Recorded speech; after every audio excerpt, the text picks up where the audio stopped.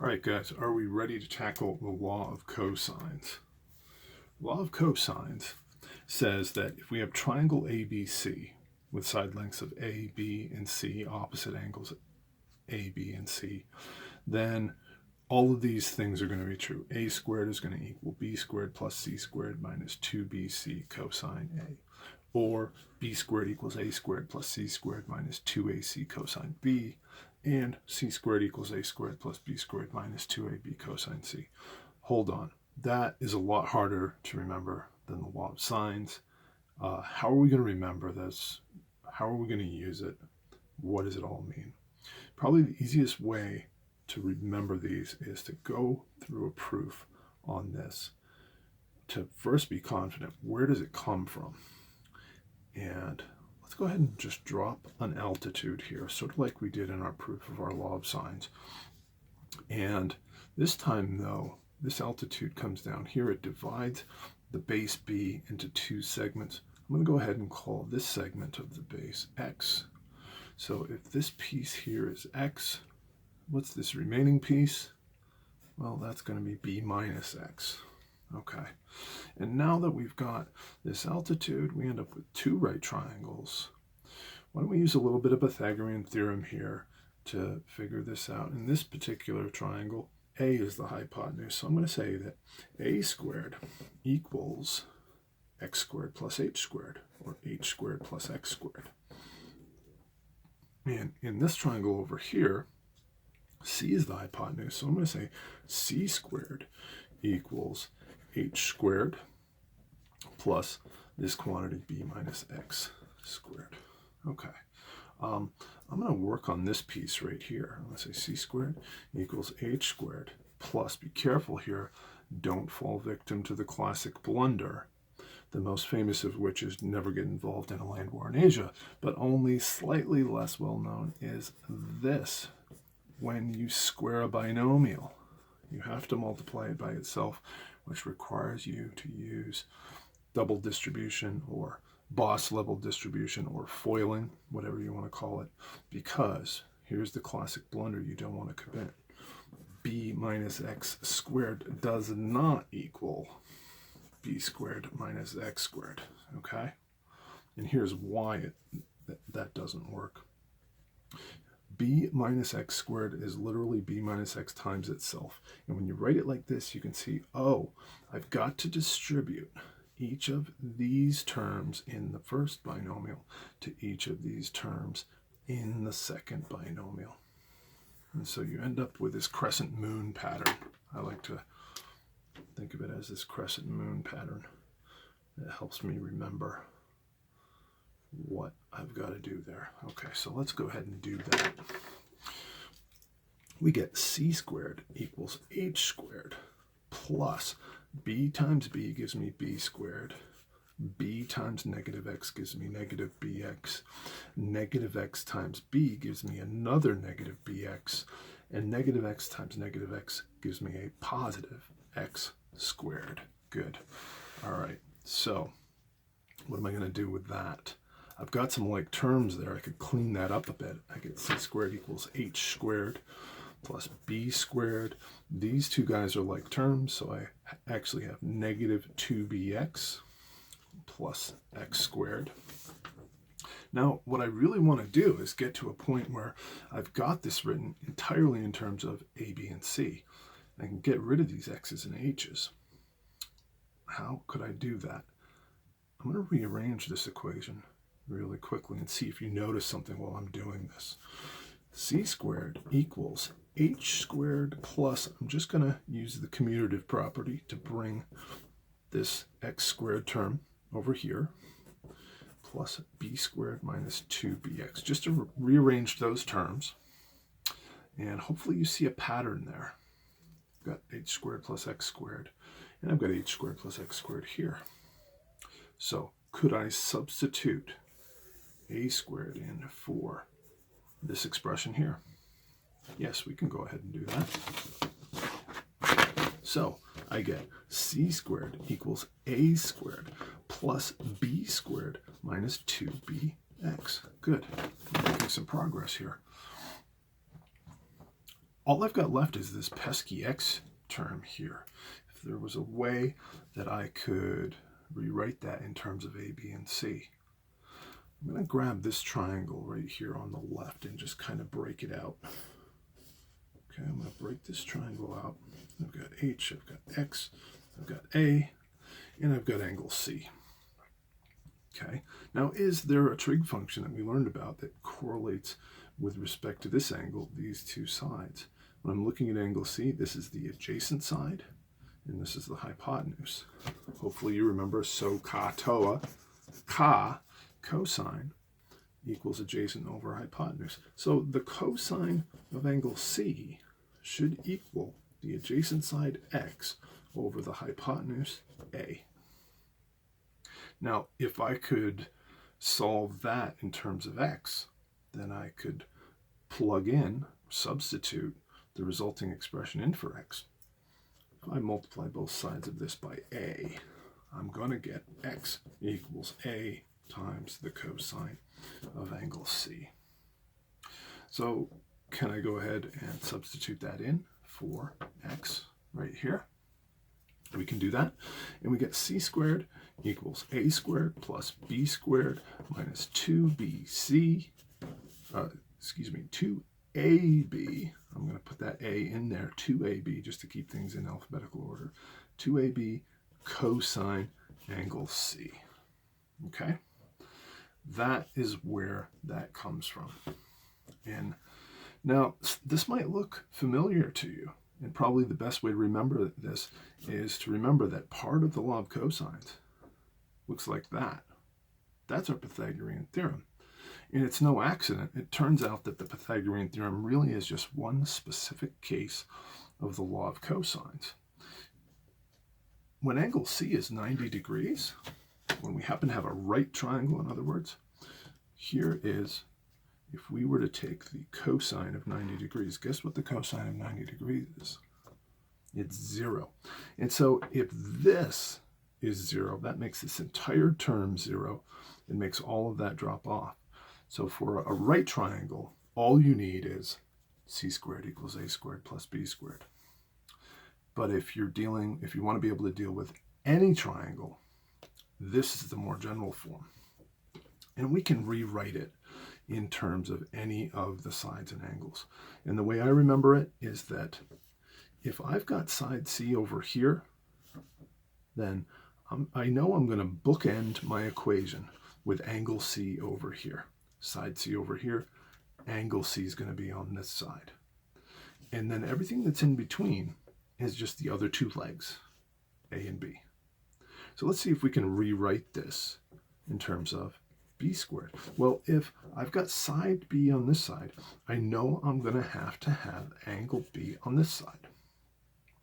And then the other two legs that aren't b are a squared plus c squared and minus 2 times a times c, those two legs. And there I've derived it for b. In terms of side B. Let's do the same thing for side A. We get a squared equals, well, if I've got side A over here, I know I'm going to have angle A hanging out over there. And in between, I'm going to plug in the two other legs, b squared plus c squared minus 2 times these legs, b times c times the cosine of A. Okay. That's the law of cosines. That's where it comes from. I'm hoping you'll recognize some of these tricks to help you remember it. When you use it a little bit, it becomes a little easier to remember. Let's go ahead and try some examples with it. All right, let's see if we can try our first example of solving a triangle using the law of cosines. Now, I know you're probably already thinking, hey, why don't I just use the law of sines? That thing's easier to remember. Let's go ahead and try it and see what happens to us. Let's say we want to find x here. They want us to round to the nearest tenth. So we could say the sine of 45 degrees over x should equal, I've got these two other sides, so I could say equals the sine of angle z over 25. And right away you should recognize you've got two unknowns. Two unknowns in one equation, you're not going to be able to solve that. But what if we looked at the other angle? Well, this would also equal the sine of angle y over 11. Again, too many unknowns. No matter how you slice the cross products there, you're going to end up with two unknowns. So if you run into that condition, you've got to use the law of cosines, which is a little bit harder, but we can do this. Since we're looking for this side x, I'm going to go ahead and write this law of cosines in terms of x. So I get x squared equals, if it helps, go ahead and label these sides. This is side z, and this guy here is side y. Okay, so I get x squared is going to equal y squared plus z squared minus 2 times y times z times the cosine of what angle? Cosine of angle x. Remember, if I've got side x over here, I've got angle x bookending the equation on the other side. Good. So can we go ahead and plug in what we know? I get x squared equals, I get y is 11 squared plus z is 25 squared minus 2 times 11 times 25 times the cosine of angle x. I don't have to put in x here. I actually know that angle is 45 degrees. And when you get all that written out, you'll recognize that as long as it is, you only have one unknown, one variable, x. Good. So let's see if we can simplify what we have on the right side of the equation. I get x squared equals 11 squared is 121 plus 25 squared is 625 minus 2 times 11 times 25. 2 times 25 is 50. And 50 times 11 is 550 times the cosine of 45 degrees. Well, the cosine of 45 degrees is a number. Let's use our calculator to figure that out. Before we do that, we can combine these like terms here. 121 plus 625, I believe, gives me 746 minus. Now I'm going to take and put this in my calculator. Clear. 550 times cosine 45. And I get 388.9. Okay? So I get, and this is cleaning up probably a little better than you suspected, x squared equals 746 minus 388.9 leaves me with 357.1. Okay? How do I solve for x there? I can take the square root of both sides, and I get x equals, what is that? 18.9. Okay, so we just found this side is 18.9. If for some reason we needed to solve the rest of the triangle, which we will, we'll do some of those examples. Do I need to use the law of cosines again? No. Once I have that information, I've now eliminated one of the unknowns in this equation here, and I could solve for the remaining two. I could find angle z or angle y. We'll do some of those problems in a second. Let's try another one of these. All right, here's another one. They want us to find r. They give us that this side s equals 15. This side t over here equals 32, and the measure of angle r is 40. Could we find r and round to the nearest tenth? Okay, well, if I'm looking for r, I know I'm going to have to write my law of cosines in terms of r squared on the left. And then all the way over on the other side, I'm going to have angle r, the cosine of 40 degrees. I'll have that all the way over there. And I'm just going to fill in everything in between. In between the other two sides are going to be s and t. So I'm going to do s squared plus t squared minus 2 times s times t. times the cosine of 40. Okay, let's clean that up. We get r squared equals 15 squared is 225 plus 32 squared is 32 times 32. I should know my perfect squares. 1024 minus 2 times 15 times 32 gives us 960 times the cosine of 40 degrees. Okay, and don't be afraid to take a lot of steps to do this so that you're cleaning it up properly and you're not making any sign errors. There's going to be some other problems where you can run into a little bit of trouble, especially over here if you're not careful. So take a few extra steps if you have to.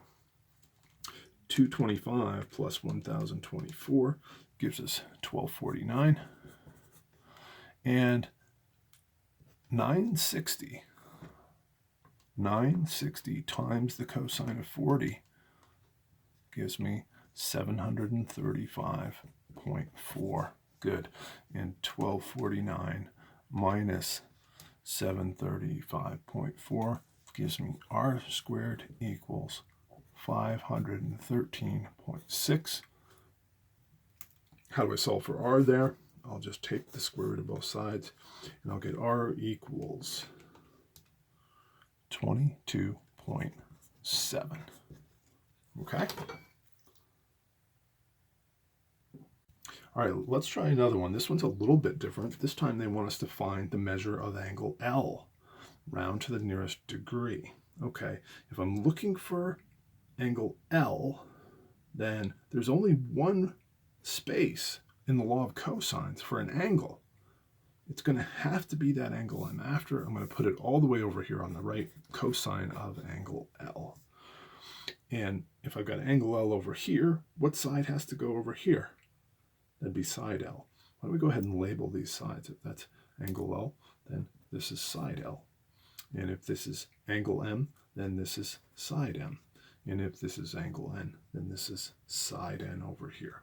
Okay, if angle L is over here, side L's got to go over here. That's 24 squared equals, let's put in these other sides, 27 squared plus 5 squared minus 2 times 27 times 5 times the cosine of angle L.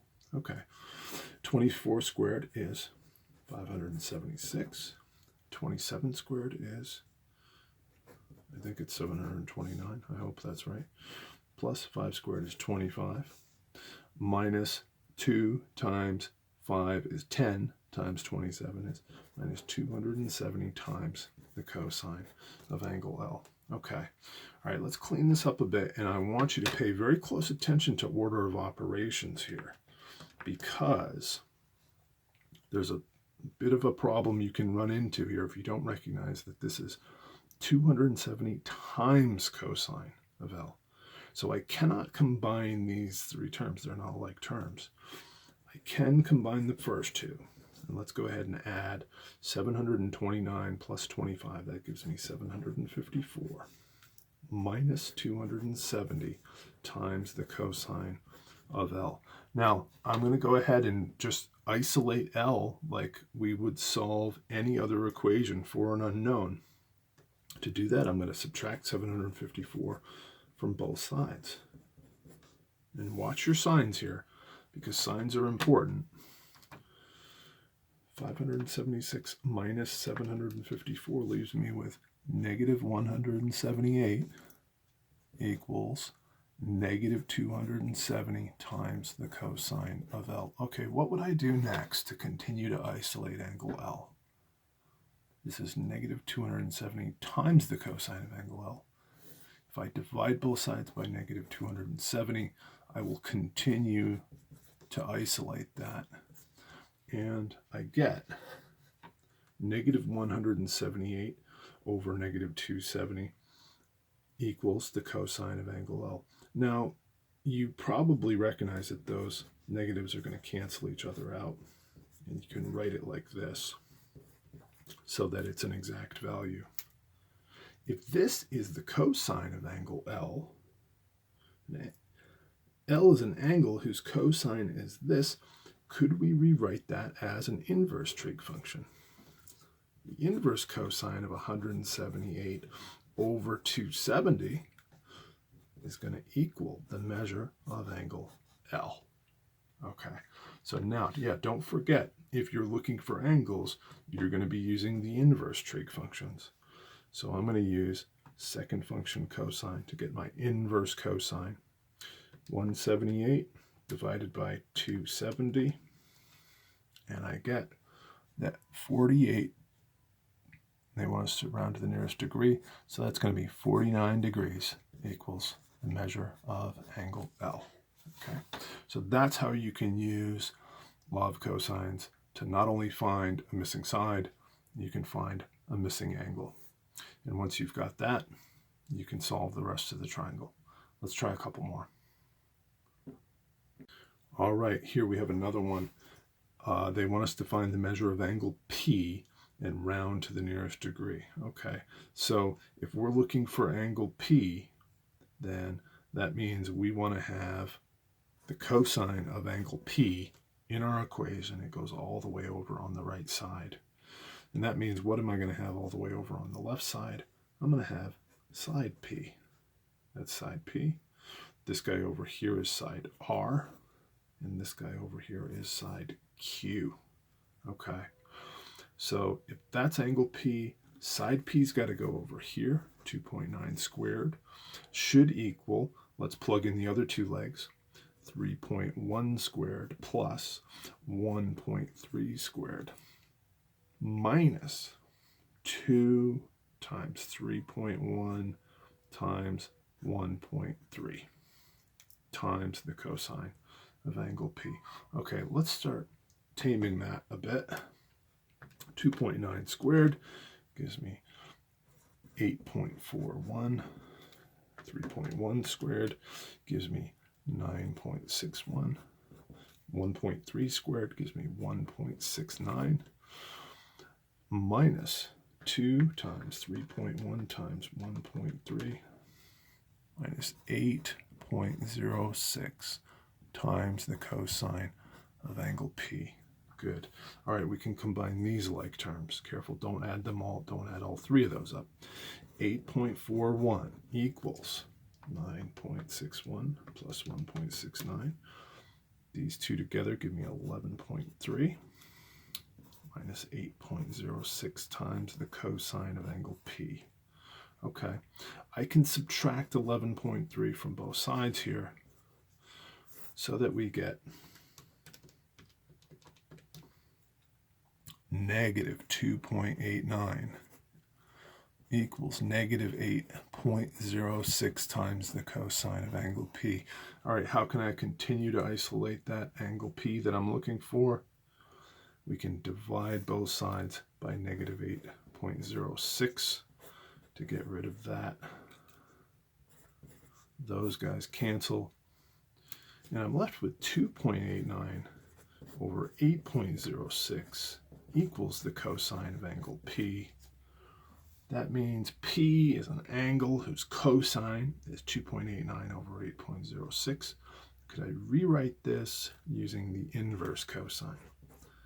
The inverse cosine of 2.89 over 8.06 is going to give me the measure of angle P. Okay. All right, let's try that. 2.89 divided by 8.06. Oops, I was supposed to take the inverse cosine of 2.89 divided by 8.06.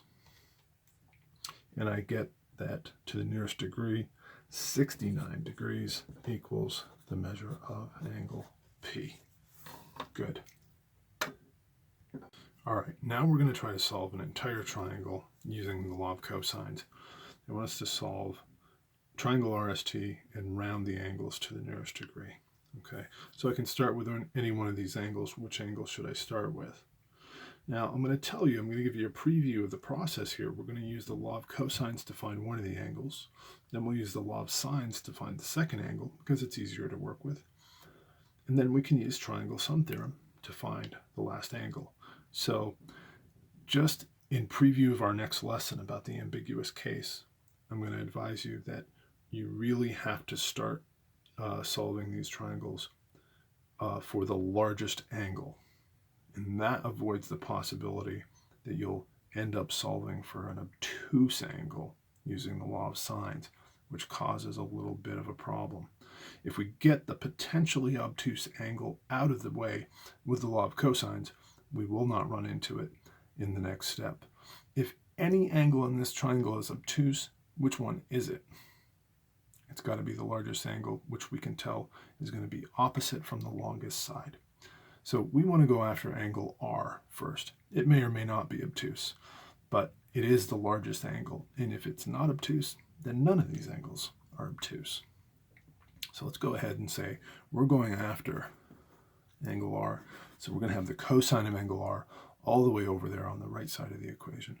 On the left side, if that's side R, then we've got to have side R all the way over on the left side of the equation. Okay, and in between we will plug in a side T and side S. Good. So we get 14 squared equals 12 squared plus 9 squared minus 2 times 12 times 9 times the cosine of angle R. Good. Okay, so where are we going to go from there? Can we simplify some of these expressions? 14 squared is 196 equals 12 squared is 144. That's gross. Plus 9 squared is 81 minus 2 times 12 times 9 gives me 216 times the cosine of angle R. Good. And let's combine these two like terms. I get 196 equals, when I add these together, I believe I get 235 minus 216 cosine of angle R. I can subtract 235 from both sides of this equation, and I end up with negative 39 equals negative 216 times the cosine of angle R. Good. Now I can divide both sides by negative 216, or I'll end up finding that 39 over 216 equals the cosine of angle R. That means angle R is an angle whose cosine is this, or the measure of angle R equals the inverse cosine of that expression there, 39 over 216. And I can grab my calculator now and say inverse cosine of 39 divided by 216 equals, rounding to the nearest degree, I'm going to say the measure of angle R is 80 degrees. Okay, so if angle R is 80 degrees, I can go after either angle T or angle S at this point. Why don't we go after angle T using the law of sines? So now I can say the sine of angle T over side T over 9 should equal the sine of angle R, sine of 80 degrees over side R, which is 14. Okay, what are my cross products going to be here? I'm going to get 14 times the sine of angle T equals 9 times the sine of 80 degrees. Good, and I can solve that for angle T by dividing both sides by 14. Those 14s cancel. So the sine of angle T equals this expression. In other words, T is an angle whose sine is this. So I could say the measure of angle T equals the inverse sine of 9 times the sine of 80 over 14. Let's go ahead and solve that for angle T using our calculator and our inverse sine function, second function sine. 9 times the sine of 80. Be very careful. Close your parentheses there so you don't divide that angle by 14 before you take the sine of it. So I've closed my parentheses, divided by 14. And I get that the measure of angle T equals 39 degrees. Okay, if angle T is 39 degrees, how do we find angle S? Don't forget your fundamentals. triangle sum theorem tells us these three angles add up to 180. 80 plus 39 gives me 119.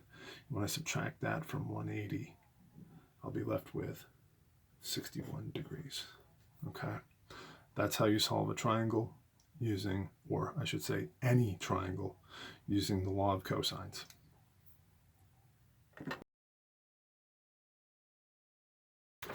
What to do when you're given triangles and you have to solve triangles. If you're in a right triangle, well, you have these options. If you have the two legs, you can use the tangent ratio because those represent the opposite and adjacent sides.